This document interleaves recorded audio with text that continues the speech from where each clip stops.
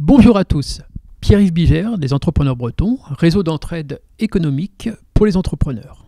Nous recevons aujourd'hui Igor Garde, le directeur du festival de Cornouailles. Nous nous retrouvons tout de suite après ça.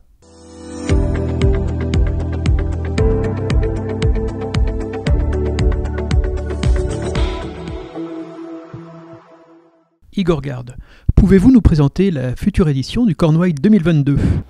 Alors le Cornouailles 2022, festival de centre-ville, festival de Cornouailles, ce sera la 99e édition l'été prochain, en juillet 2022, du 21 au 24 juillet. 4 jours de fêtes autour de la culture bretonne, tête d'affiche, festounos, spectacles de rue, déambulations, défilés. Un retour à une fête sympathique, conviviale et multiple dans les rues de Quimper, enfin. Igor, économiquement, comment s'organise le Cornouailles 2022 ? Un festival comme le nôtre s'organise économiquement autour d'un budget, comme toute entreprise. On a un budget de fonctionnement, de projet, qui est aussi à peu près autour d'1,3 million.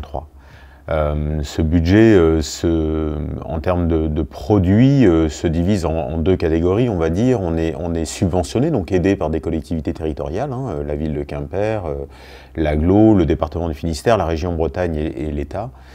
Ça représente à peu près 40% de notre budget, de nos produits. Et les 60 autres pourcents relèvent de nos actions, tout simplement, puisque l'on va chercher des recettes, ce qu'on appelle les recettes propres, qui sont constituées par la billetterie. Certains de nos spectacles sont payants, pas tous, mais certains oui. Les bars et la restauration, qui sont pour nous, comme dans tous les événements d'ailleurs, tous les festivals, une grande manne de rentrée d'argent. Il faut savoir à peu près qu'au Festival de Cornouailles, les bars du Festival de Cornouailles correspondent à peu près à l'activité d'un bar moyen quimpérois à l'année. C'est-à-dire qu'on fait à peu près le chiffre d'affaires d'un bar quimpérois à l'année. Nous, on le fait en 6 jours. C'est à peu près identique sur la restauration.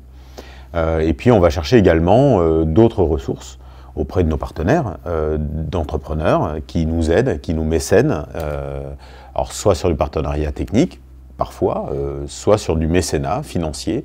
On a à peu près 10% de notre budget, 12% selon les années, de partenariats financiers.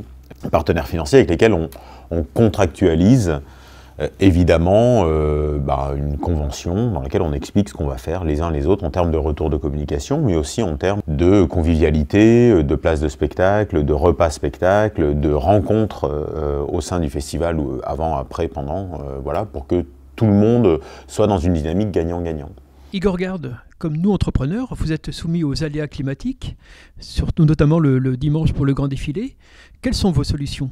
Effectivement, quand on crée de l'événementiel, beaucoup d'aléas. On a des aléas climatiques, vous en parlez, on a des aléas liés à la sécurité des personnes, au risque attentat, on a des aléas liés maintenant, on l'a découvert, à la pandémie. Bref, rien n'est jamais acquis d'avance, mais c'est pareil pour une entreprise. On peut faire des prospections, on peut avoir des idées, on peut entreprendre sans pour autant, et encore heureux, ça fait partie du métier, savoir exactement où on va aller. Nous, la difficulté économique d'un festival, d'un événement, et pour le Festival de Cornouailles, c'est que notre enjeu est celui d'une PME, on va le dire comme ça, 1,3 million, c'est pas anodin, sauf que cette PME, ce risque-là d'entreprendre se joue sur 6 jours. Il ne se joue pas sur une année complète d'exercice fiscal, il se joue sur 6 jours. Pour schématiser, moi, le mardi matin, on ouvre le festival, avec le conseil d'administration, on pose 1,3 million sur la table, et on sait que le dimanche soir, on doit récupérer 1,3 million. Et si on se plante, et il y a plein de raisons de se planter, c'est perdu. Il faut qu'on attende 1 an pour essayer de rattraper le coup. Donc ce risque-là, il est très très fort et très stressant. Après, on a évidemment des solutions. Alors, malheureusement, organiser un festival en Bretagne, en été, en extérieur et en centre-ville, évidemment, ça nous rend climato-dépendants. On sait que le climat idéal n'existe pas. Parfois il pleut et du coup le public ne vient pas. Parfois il fait trop chaud et on a subi quelques canicules dernièrement et le public ne vient pas non plus puisqu'il reste à la plage. Donc ça ne dépend pas de nous. Après on peut réadapter tel défilé, tel spectacle, décaler légèrement, on l'a déjà fait, il pleut le matin, bah, tant pis, on défile l'après-midi, on sait qu'il va pleuvoir l'après-midi, mais on prépare des animations le matin. C'est cette souplesse qui nous permet de jouer sur un amoindrissement du risque. Après, on met tout en œuvre pour que ces risques n'existent pas, en fait. C'est ça le principe. Donc, je travaille, moi, en amont, avec l'équipe, sur des plans A, des plans B, des plans C, pour faire en sorte que toutes les hypothèses de travail soient mises sur la table et que chaque risque soit identifié avec une solution. Parfois, ça fonctionne, parfois pas. Mais en même temps, le spectacle vivant, c'est ça. On n'est jamais à l'abri, par exemple, qu'un artiste soit malade. Ça fait partie du jeu et ça fait partie des risques. Et c'est ce qui fait que notre métier est passionnant. Mais une entreprise fonctionne de la même façon, réellement. Nous, la seule différence, c'est que ce risque-là, il est vraiment ciblé sur 6 jours. Bien souvent, certains partenaires du festival n'ont pas conscience de ça.